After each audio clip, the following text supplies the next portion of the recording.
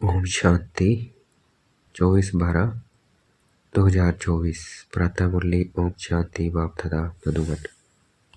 ओम शांति मीठे बाप दादा, मीठे बच्चे। हजी मीठे बाबा।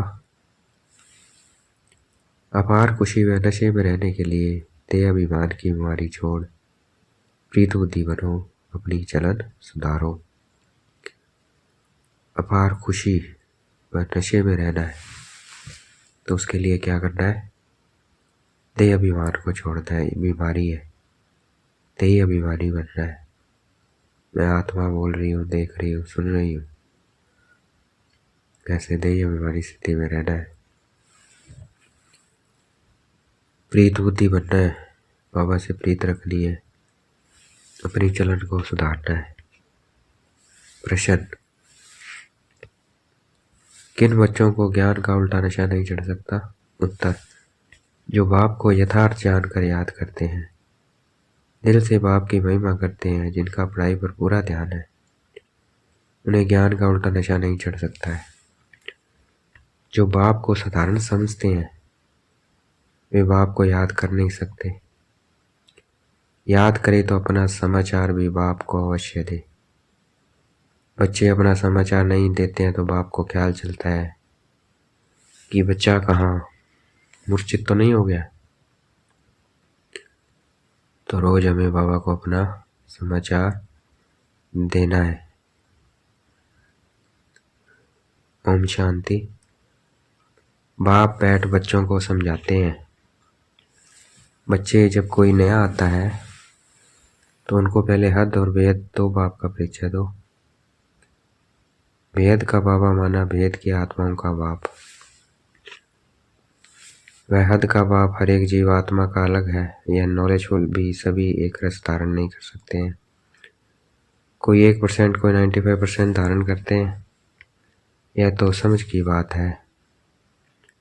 सूर्यवंशी चंद्रवंशी घराना होगा ना, राजा रानी तथा प्रजा। प्रजा में भी सभी प्रकार के मनुष्य होते हैं। प्रजा माना ही प्रजा।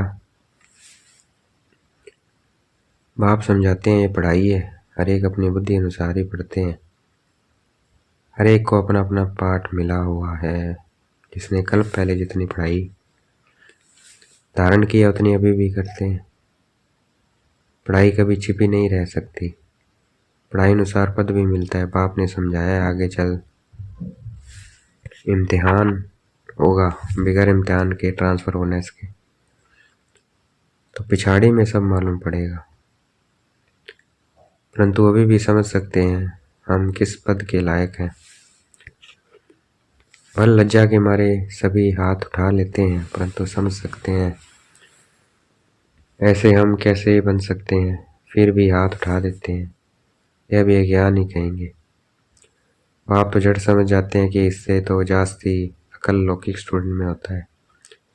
वह समझते हैं हम स्कॉलरशिप लेने लायक नहीं है, पास नहीं होंगे। वह समझते हैं टीचर जो पढ़ाते हैं उसमें हम कितने मार्क्स लेंगे। ऐसे थोड़ी कहेंगे कि हम पास विद ऑनर होंगे।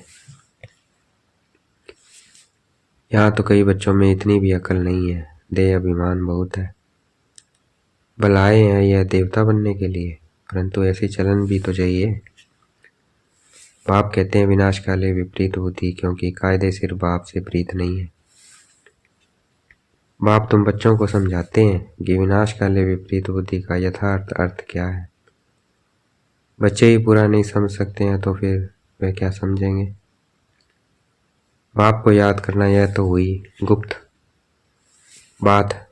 पढ़ाई तो गुप्त नहीं है ना।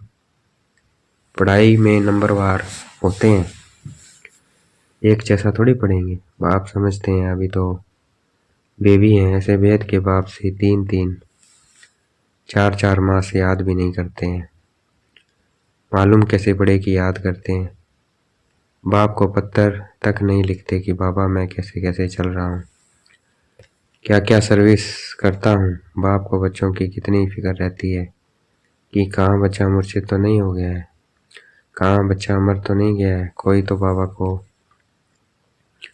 कितना अच्छा अच्छा सर्विस समाचार लिखते हैं। बाप ही समझते हैं बच्चा जीता है।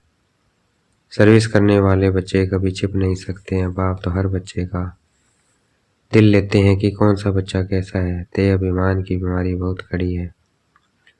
बाबा मुरली में समझाते हैं कईयों को तो ज्ञान का उल्टा नशा चढ़ जाता है, अहंकार आ जाता है, फिर याद भी नहीं करते, पत्र भी नहीं लिखते, तो बाप भी याद कैसे करेंगे। याद से याद मिलती है। अभी तुम बच्चे बाप को यथार्थ जानकर याद करते हो, दिल से महिमा करते हो। कई बच्चे बाप को साधारण समझते हैं, इसलिए याद नहीं करते।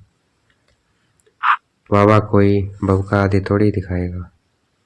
भगवान वाच मैं तुम्हें विश्व की राजाई देने के लिए राजयोग सिखलाता हूँ।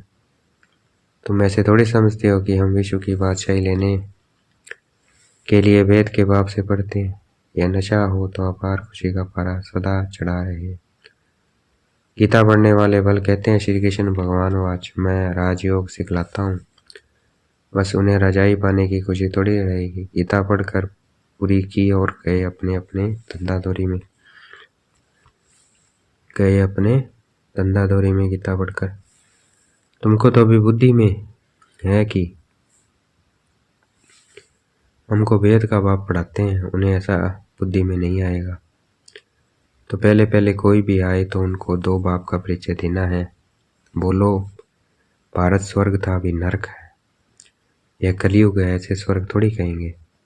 ऐसे तो नहीं कहेंगे कि सतयुग में भी है, कलयुग में भी है। किसी को दुख मिला तो कहेंगे नरक में है, किसी को सुख है तो कहेंगे स्वर्ग में। ऐसे बहुत कहते हैं दुखी मनुष्य नरक में है, हम तो बहुत सुख में बैठे हैं, महल मांडियाँ मोटर आदि है, समझते हैं हम तो स्वर्ग में हैं। गोल्डन एज आयरन एज एक ही बात है। तो पहले पहले दो बाप की बात बुद्धि में बिठानी है। बाप ही खुद अपनी पहचान देते हैं। वह सर्वव्यापी कैसे हो सकता है? क्या लौकिक बाप को सर्वव्यापी कहेंगे? अभी तुम चित्र में दिखाते हो आत्मा और परमात्मा का रूप तो एक ही है, उसमें फर्क नहीं। आत्मा परमात्मा कोई छोटा बड़ा नहीं है, सभी आत्माएं हैं। वह भी आत्मा है, वह सदा परम धाम में रहते हैं, इसलिए उन्हें परमात्मा कहा जाता है। सिर्फ तुम आत्माएं जैसे आती हो वैसे मैं नहीं आता हूँ। मैं अंत में इस तन में आकर प्रवेश करता हूँ। यह बातें कोई बाहर का समझ न सके। बात बड़ी सहज है, फर्क सिर्फ इतना है जो बाप के बदले वैकुंठवासी श्री कृष्ण का नाम डाल दिया गया। श्री कृष्ण ने वैकुंठ से नरक में आकर राजयोग सिखाया। श्री कृष्ण कैसे कह सकता है देह सहित मामेकम याद करो, देह सहित सब संबंध छोड़, क्योंकि खुद वो देहधारी है तो ऐसे बोल ही नहीं सकता। इसकी देह नहीं है वही बोल सकता है। देहधारी की याद से पाप कैसे कटेंगे? श्री कृष्ण तो एक छोटा बच्चा है और कहाँ मैं साधारण मनुष्य के वृद्ध तन में आता हूँ। कितना फर्क हो गया। इस एक ही भूल के कारण सभी मनुष्य पतित कंगाल बन गए हैं। न मैं सर्वव्यापी हूँ न श्री कृष्ण सर्वव्यापी है। हर शरीर में आत्मा सर्वव्यापी है, मुझे तो अपना शरीर भी नहीं है। हर आत्मा को अपना अपना शरीर है, नाम हर एक शरीर पर अलग अलग पड़ता है। न मुझे शरीर है और न मेरे शरीर का कोई नाम है। ना शिव बाबा का शरीर है, ना शरीर पे कोई नाम है, इसलिए उनका आत्मा का नाम है, परमात्मा का नाम है शिव। न मुझे शरीर है और न मेरे शरीर का कोई नाम है। मैं तो बूढ़ा शरीर लेता हूँ। बाबा क्या लेते हैं? बूढ़ा शरीर लेता हूँ तो इसका नाम बदलकर ब्रह्मा रखा है। शरीर लेते हैं बाबा और उसका नाम बदलकर क्या रखते हैं? ब्रह्मा। लौकिक में उनका नाम था दादा लेखराज, तो उनका क्या नाम रखा? ब्रह्मा। बाबा ने कहा ना मुझे शरीर है और न मेरे शरीर का कोई नाम है। मैं तो बूढ़ा शरीर लेता हूँ तो इसका नाम बदलकर ब्रह्मा रखा है। मेरा तो ब्रह्मा नाम नहीं है। मुझे सदा शिव कहते हैं, सदा शिव ही कहते हैं। मैं ही सर्व का सदगति दाता हूँ। आत्मा को सर्व का सदगति दाता नहीं कहेंगे। परमात्मा की कभी दुर्गति होती है क्या? आत्मा की ही दुर्गति और आत्मा की ही सदगति होती है। यह सभी बातें विचार सागर मंथन करने की है, नहीं तो दूसरों को कैसे समझाएंगे। परंतु माया ऐसी दुस्तर है जो बच्चों की बुद्धि आगे नहीं बढ़ने देती है। दिन भर जुर्मे में ये टाइम वेस्ट कर देते हैं। बाप से पिछाड़ने के लिए माया कितना फोर्स करती है, फिर कई बच्चे तो टूट पड़ते हैं। बाप को याद न करने से अवस्था अचल अडोल नहीं बन पाती। बाप घड़ी घड़ी खड़ा करते हैं, माया गिरा देती है। बाप कहते हैं कभी हार नहीं खानी है, कलप कलप ऐसा होता है। कोई नई बात नहीं है, माया जी अंत में बन नहीं जाएंगे। रावण राज्य खलास हो तो होना है, फिर हम नई दुनिया में राज्य करेंगे। कलप कलप माया जीत बने हैं, अनगिनत बार नई दुनिया में राज्य किया है। बाप कहते हैं बुद्धि को सदा बिजी रखो तो सदा सेफ रहेंगे। इसको ही स्वदर्शन चक्रधारी कहा जाता है। बिजी रखेंगे तो सेफ रहेंगे, इसी को ही बाबा कहते हैं स्वदर्शन चक्रधारी कहा जाता है। बाकी इसमें हिंसा आदि की बात नहीं है। ब्राह्मण ही स्वदर्शन चक्रधारी होते हैं, देवताओं को स्वदर्शन चक्रधारी नहीं कहेंगे। पति दुनिया की रस्म रिवाज और देवी देवताओं की रस्म रिवाज में बहुत अंतर है। मृत्यु लोक वाले ही पतित पावन बाप को बुलाते हैं। हम पतितों को आकर पावन बनाओ, पावन दुनिया में ले चलो। तुम्हारी बुद्धि में है आज से 5000 वर्ष पहले नई पावन दुनिया थी। तुम्हारी बुद्धि में है आज से 5000 वर्ष पहले नई पावन दुनिया थी, जिसको सतयुग कहा जाता है। त्रेता को कोई नई दुनिया नहीं कहेंगे। बाप ने समझाया है, वह फर्स्ट क्लास, वह सेकंड क्लास। एक एक बात अच्छी रीति धारण करनी चाहिए। जो कोई आकर सुने तो वंडर खाए। कोई वंडर भी खाते हैं, परंतु फुर्सत नहीं जो पुरुषार्थ करे। फिर सुनते हैं पवित्र जरूर बनना है। यह काम विकार ही मनुष्य को पतित बनाता है। उनको जीतने से तुम जगत जीत बनेंगे, परंतु काम विकार उन्हों की जैसी पूंजी है, इसलिए वे अक्षर नहीं बोलते हैं, सिर्फ कहते हैं। मन को वश में करो, लेकिन मन अमन तब हो जब शरीर में नहीं हो। मन अमन कब होगा? जब शरीर से अलग होगा। बाकी मन अमन तो कभी होता ही नहीं है। देह मिलती है कर्म करने के लिए,